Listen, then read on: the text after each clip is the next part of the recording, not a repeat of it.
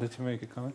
Yeah, we have this enormous term emotion that is so prominent in our Western, ever going back to Plato.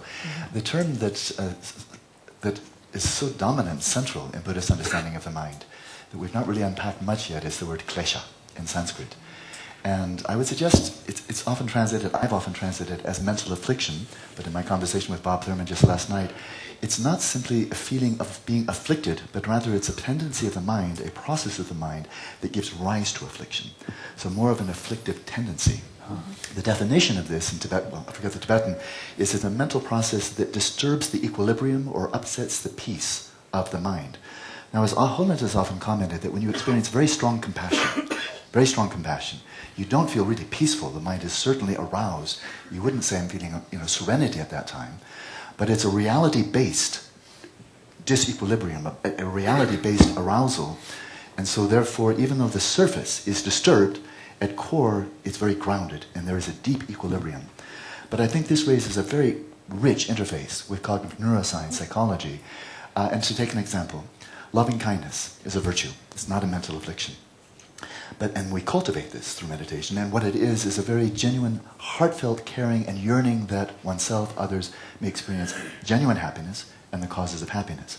But now there are false facsimiles, things that one can very easily oneself mistake for loving kindness. And so one may be practicing loving kindness meditation and just feel a very pleasant feeling. It's really sweet. And think that's loving kindness. It's not, it's just a feeling.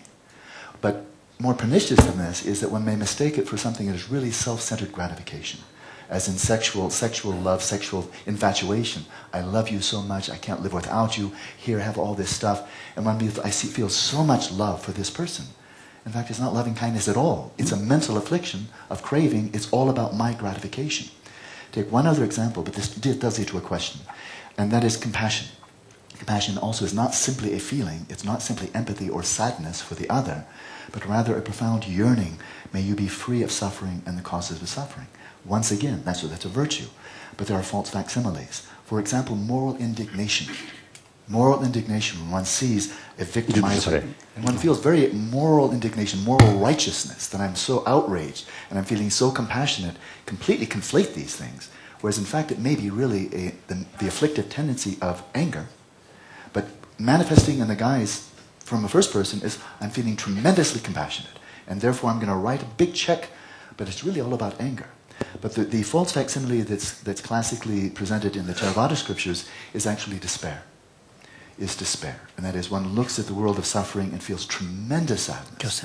Gyosen. And so what would be so interesting, I think, as the Buddhists are seeking to get help from the scientific community, not simply have the interesting conversation, and that is we are easily deluded as we are trying to assess our own practice. And is this genuine loving kindness? Is this genuine compassion? Is my mind right now, has it succumbed to an afflictive tendency or not? Right? It would be marvelous to know what parts of the brain are being activated in genuine loving kindness as opposed to simply self-centered attachment and gratification and so on. Do you think this is feasible, or is it just way too subtle for cognitive neuroscience to access? So I have some kind of closeness feeling, or love, out of sort of sexual, very close sort of feeling to his friend, that usually called biased. And very much sort of related with equal, my friend, my wife, my husband, like that. So that, because biased, that kind of sort of closeness feeling or sense of concern never extend towards your enemy.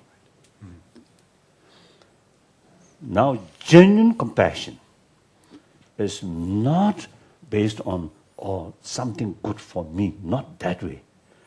But those sentient beings who have the experience of pleasure or pain, just like myself, who do not want suffering, yet is passing through suffering. So on that recognition, develop sense of concern. Now that, not sort of because of the concern whether other sort of attitude towards yourself, friendly or negatively. Doesn't matter. Your enemy, also sentient being, also have every right, just like me, to overcome this suffering. So from that way, it's a developed sense of concern, compassion. That is unbiased, genuine compassion. That kind of compassion only comes through training. The other type of biased compassion is a biological factor. So like that. That I think we can make distinction. So then another thing, the genuine, unbiased compassion, which come from training, reasons, there is solid basis. So full competence, inner strength. The other one can go with fear, hatred, some other sort of negative emotion, or also you see, I think very much involved. And much sort of, I think, oriented at others' attitude. The other one, not on the attitude, but the being. So big differences. So one day, I think our specialist, the brain turning, that the unbiased, So, ideally it would be a nice situation if we can reach a point where neuroscientists can, looking at the brain, say, okay, so this is a biased form of compassion and this is a biased, unbiased form of compassion. Then through that way, I think most important, which is I really want is, that unbiased compassion is really good for our health. The biased compassion is bad for our health. Then we can educate the rest of the 6 billion human beings. Everybody take care of health. And without pay much sort of attention about because of the doctor. Then doctor become jobless. Did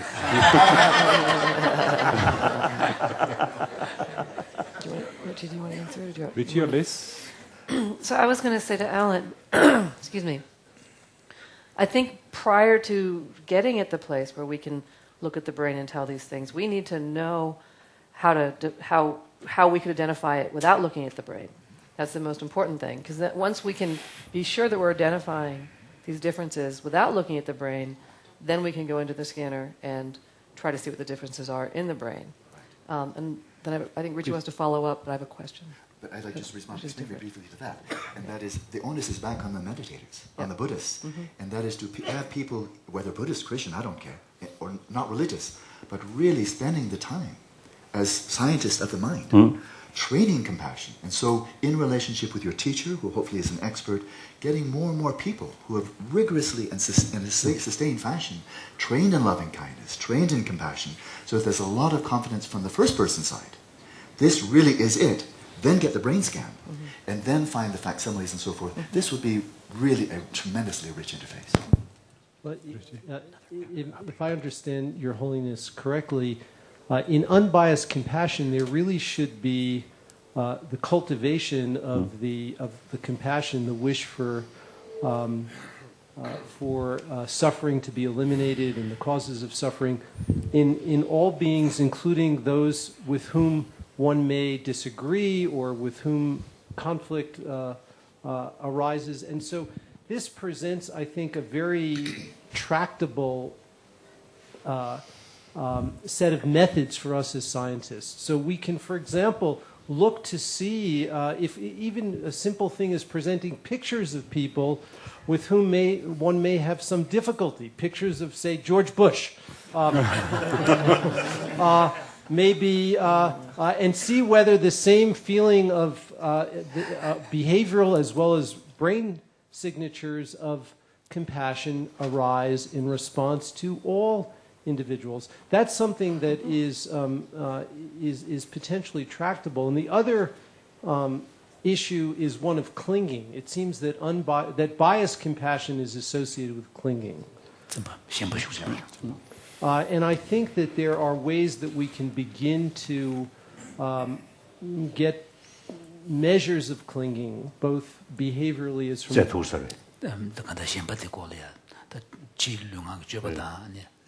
Even at the brain level, clinging? Well, yes, even at the brain level. And so Yeah, I certainly think it's possible. We know that there are studies in addiction, for example, where there's very strong clinging and craving that is measurable in the brain. Well, just on the way to... So given that we are talking about now a way of measuring and observing the effects of the klesha, I'm still going to stick with my afflictions rather than afflictive tendencies. Nyomong 6 hours the Bob Thaman Kranya Geshe affliction malaj afflictive tendency. If you want to be attached to affliction, it's great. So since we are now talking about ways of measuring and observing and testing what constitutes an afflicted state and unafflicted states and so on, another confounding factor is actually again the element of grasping and what constitutes a valid kind of veridical state of mind and what constitutes a distorted state of mind, even within the Buddhist tradition, depending upon how subtle your understanding of reality is, how subtle your view of reality is, what ultimate reality is, what may seem to be a veridical state of mind in one philosophical school may turn out to be non-veridical and distorted from another perspective. So this is a confounding factor in this. Translate a little bit more. So for example, one of the key elements in many of these afflicted mental states is their rootedness in one way or another to some form of egocentrism or self-centered attitude or perspective. So again, this question about self-regarding or some sort of self-identity, what constitutes a distorted form and what constitutes a kind of a undistorted form will depend very much on how you understand the nature of selfhood or personal identity to be. So for example, if your identity of yourself is premised upon some belief in some kind of enduring reality to your own person, then that kind of attitude, and ego becomes distorted because there is no basis. There is a grasping to some kind of permanence. On the other hand, you have a self-identity that is simply taking self or a person to be a kind of a nominal reality, like a kind of a case holder. And then, of course, any reference that you make to that kind of identity will not be a form of distorted self-view. So, of course, all of these issues come up. Of course, that's from Buddhist viewpoint. Right. Okay. So is the one Buddhist, I think, very, very unique Buddhist sort of concept is anatma. No self, no. No self. So that's the connection now here. So usually, not much is the connection when we drink, when we sort of lunch. You say the concept of non-self is no relevance. But when we think deeper way about this self-centered sort of attitude, grasping, then this concept is very much relevant. Yeah. There's a little bit more that was untranslated, and that was His Holiness was speaking about any type of mental affliction. I'm going to stick with that too for the time being. Knowing that it's an afflictive tendency of the mind. I'm going to call it for short mental affliction. That for any of them, whether it's craving or attachment, there's going to be an underlying reification of the object that one is grasping onto as being intrinsically desirable, intrinsically undesirable. And so this is where one grasps onto it as something inherently existent, something more tangible, substantial than, remember our earlier conversation when I said, is Rupert here? Oh yes, in a manner of speaking, I see Rupert, he's right over there. It's in a manner of speaking, it's just that, it's nothing more. I'm not seeing some inherently existent ego, person over there, who has a body, has a mind, but just in a manner of speaking. But when the craving or hostility as mental afflictions arise, they tend to really grasp and reify, taking out of context. So George Bush, not seeing all of the influences that have come and give rise to his behavior, just the real George Bush. And that then becomes the independent, absolute. Independent, absolute, and an object of profound craving and attachment for some people. Mathieu? I wanted to say that there's already experimental approach to precisely try to distinguish the different components of compassion.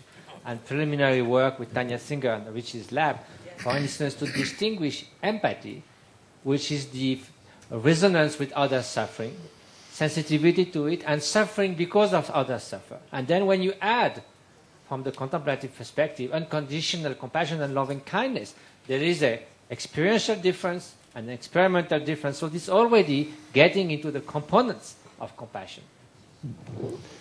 Liz, you had a last question? So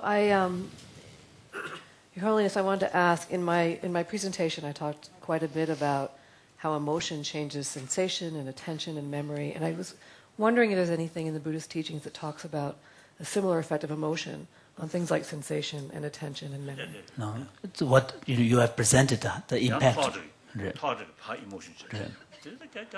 The kind of the mutual relationship between how emotion influences one's thoughts and behavior and so on, and how thoughts then in turn loops back and influences how one emotionally react. This is 100%, it's in some sense it's actually a common sense, and it's very similar to the way Buddhists would understand. So in fact, the experiments that you have done is very beneficial to the Buddhists to learn. Well, thank you. There's a whole genre of meditation, of insight meditation, called the close application of mindfulness to phenomena, in which one is not looking at just one type of phenomena or another, but looking at the interactions from a first-person perspective of emotions, thoughts, influences, and so forth, and exactly looking at these type of interdependencies, and especially looking for which types of processes, thoughts, and so forth give rise to genuine happiness and which ones are obstructing it. But that's very central to Buddhist meditation, insight meditation. So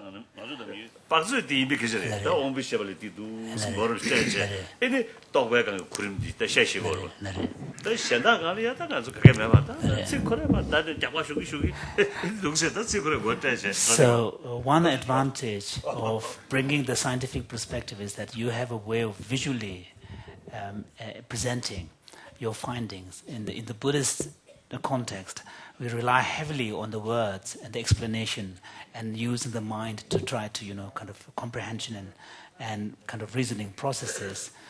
There is, however, been a recognition that visual representation is important. For example, even the Buddha himself developed this, the Wheel of Life, which presents visually the 12 links of interdependent origination that portrays the birth of a sentient being in the cycle of existence. And then also there is a chart that maps out the 9 stages of attentional development, associated with shamatha. So, but these are very kind of 1 or 2 very minor attempts to visually represent. But science, of course, brings a very rich and powerful representation that can be shown visually. So eventually we introduce, So, somebody introduce in our class. Yeah. And particularly those young students, I think very helpful. I think very helpful. Yes. Good. Yes, Your Holiness. So we break for lunch and dedicate ourselves to grasping to food, maybe not too much, but enjoy. Your Holiness, I don't have to introduce Cliff Saran to you anymore, but for everybody else, I would like to short introduce Cliff Saran. He's a research scientist at the Center for Mind and Brain at the University of California in Davis. And he has been the principal scientist behind what is called the Shamatha project. And it's the unique longitudinal study of the effects of intensive meditation training based on centrally or mostly focused on the practice of quiescence, of calming the mind, and of cultivating the 4 immeasurables. So he's a veteran of the Mind and Life dialogues. Cliff has already been with Mind and Life in the 1990s. So in the meantime, over 19 years, you will see that a lot has happened in that field of research. So it's with great honor that I introduce Cliff Saran. Thank you. Before I start my formal presentation, a quick personal note. We've seen from Adele the remarkable effects of classical music training on the development of many good things in the qualities of children. And Western Buddhist teachers and Western neuroscientists talk about qualities of refining the mind that are like the attainments of fine musicians. This is a teaching analogy in the West. I know this to be true because I'm married to a concert musician. So my wife, Barbara, who you met, who's over there, is a cellist in the San Francisco Symphony. She would like, and I would like, to give you this DVD of the San Francisco Symphony playing Leonard Bernstein's music with Yo-Yo Ma. Yo-Yo Ma's playing is often described as the pinnacle of musicianship. Thank you. Thank you. Thank you. Thank you. Leonard Bernstein is one of the greatest conductors of the 20th century, and certainly the greatest American conductor. He is without par. The next person who has been identified, if I can use that construction, to be his replacement in the world is Gustavo Dudamel, who is a graduate of El Sistema that Adele talked about. So this is all connected. Okay. Sure. So to start,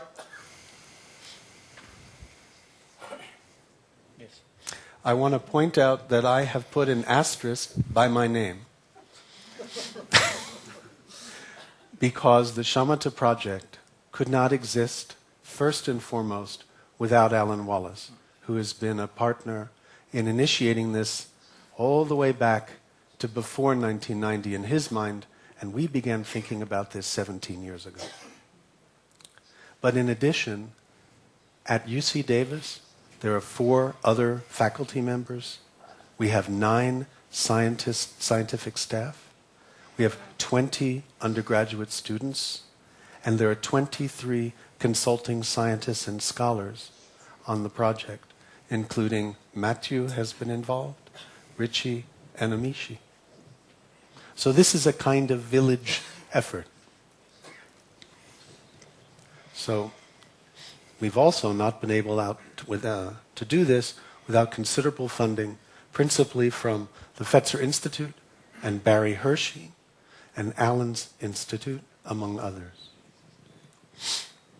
So my outline is going to be beginning with some history of the project, the design of what we tried to do, some data on psychological changes from this intensive retreat experience, some associated biological changes, changes in attention and perception, emotion-related changes that will tie directly into the discussion this morning, and some open questions. So let's go back to 1992 and what we did with your wonderful colleagues that you connected us with on Baksu Mountain. So here is a monk who is in retreat often, performing precisely the kind of task that Amishi described, this orienting task. Here is a monk looking at emotional stimuli on a little tiny TV where we look at his facial expressions. And we're doing the same thing now in the West. And here we are showing brainwave recording at the Institute of Buddhist Dialectics. Here is Francisco Varela. Here is Richie. With a beard. So he had the beard there. I did.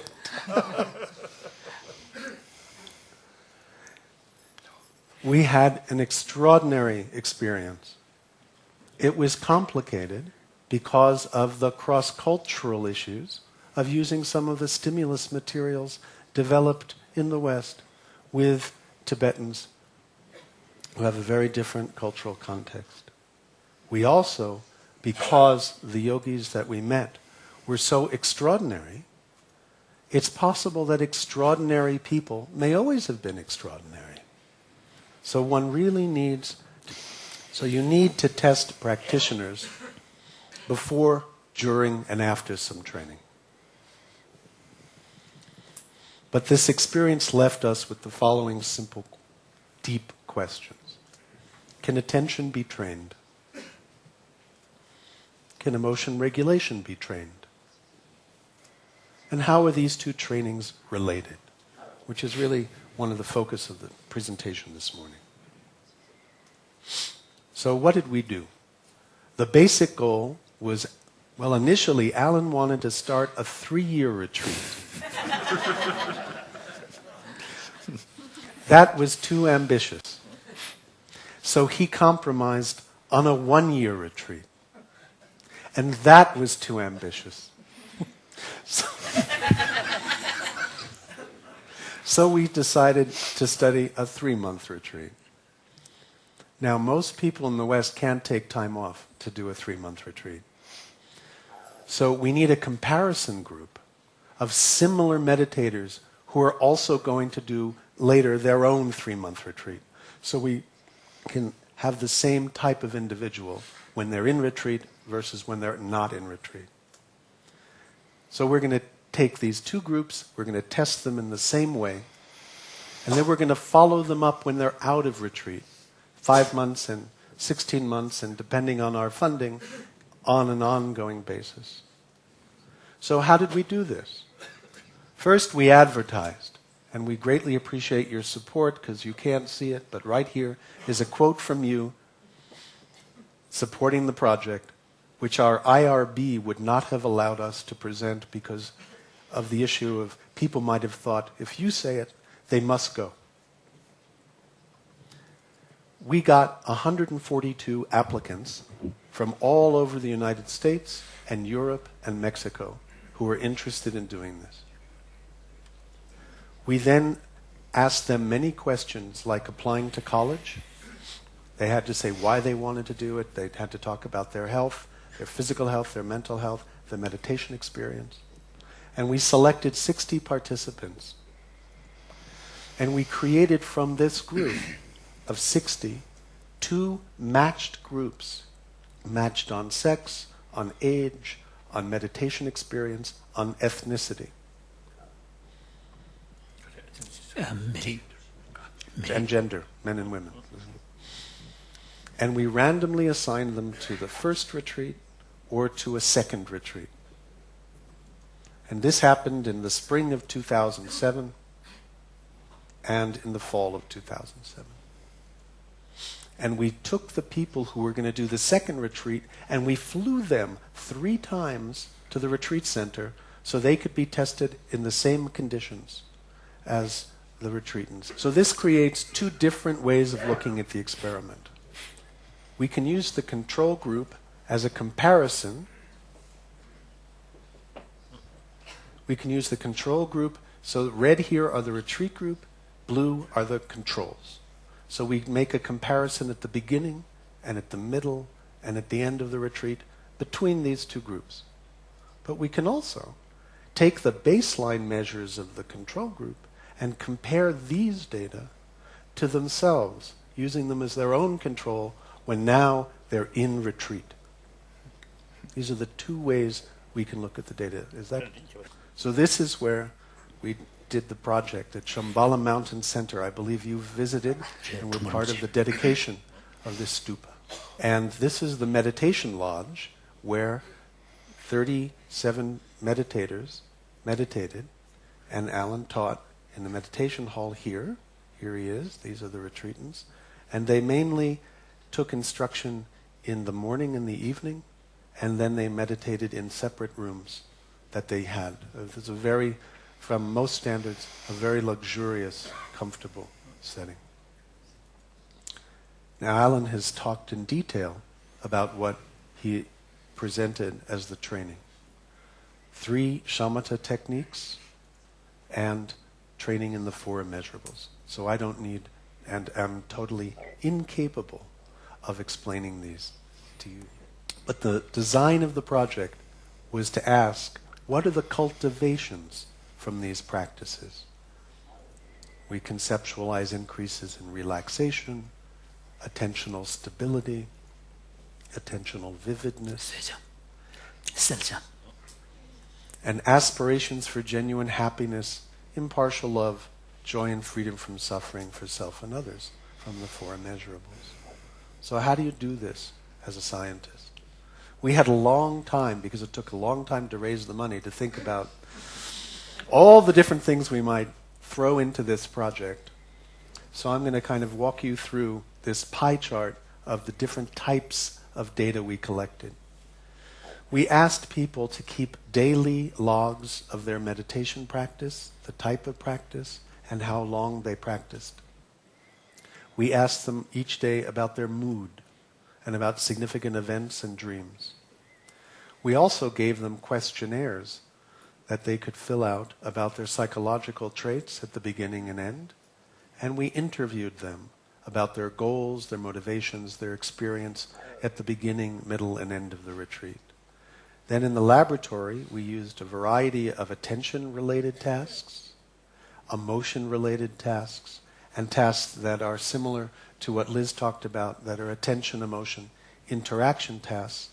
And we also had people meditate practicing shamatha or compassion while hooked up. So we had self-report data from questionnaires and interviews, behavioral measures from computer-based tasks like you've seen in previous presentations, brain physiology from 88 places on the scalp. We recorded the EEG. We looked at heart rate, blood pressure, sweating like Liz talked about this morning, breathing rate.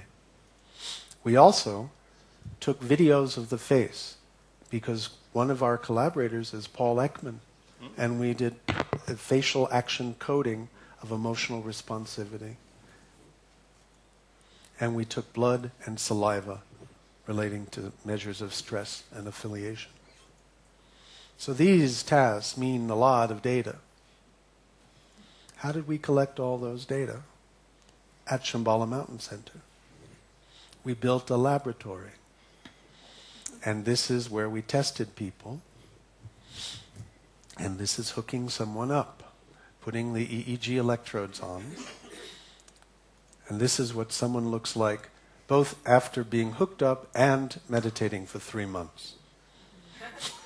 On the other side of the wall was a control room.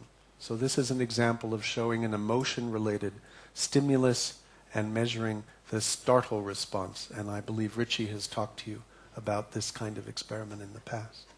And we monitor brainwaves over here. We also built a blood laboratory to store samples. That was downstairs or next door to the lab. So I'm going to talk now about initial results. The first thing I want to talk about are reported psychological changes. Retreatants reported via questionnaires improvement in many psychological traits. We combined all of these traits together in a single measure that we call adaptive functioning. And this, for example, reflects increased psychological well-being, increased resiliency, an ability to just be controlled enough to get the job done without trying too hard. Extroversion, being outgoing. Agreeableness, being willing to engage with others, to cooperate. Extroversion, for translation, extroversion really looking outwards, or is it more of attentiveness to other people? What do you mean by the term? Being outward going. I'm an extrovert. Yeah, so really towards other people. Thank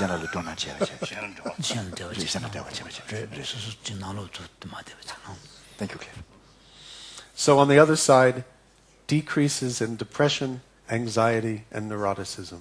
Neuroticism, can you explain? Neuroticism is being tense and moody, taking small problems, making them very big. So adaptive functioning improved for retreatants by the end of the retreat and at follow-up. So here's the control group and their level. We put both of these together. This is a measure of how much people reported an increase in adaptive. It's the level of adaptive functioning. And at the beginning, we set the retreats and the control group to 0. At the end of 3 months, the control group showed no change. The retreat group showed a significant increase, and 5 months later, they maintain that positive feeling, positive functioning, But this according is to the questionnaire. self-report, yeah. Self-report questionnaire. 간이시죠. This same pattern And the happened. scale, report as a scale. It's a combination, statistically, of many different questionnaires with hundreds of questions where you have to answer on a scale of, say, 1 to 6, how you feel about specific items. This is for the control group when they went into retreat. At the beginning of their retreat, we set them to 0. This is at the end of their retreat, and there is a maintenance at the follow-up period again. So far, there isn't any results done on, say, after a year. So How far do they maintain? we this? have just begun to analyze the data from 1 year, and we have not looked yet at the second retreat. We're just doing that now. But you said you're 16 months? It's 16 months. So, But there is a question.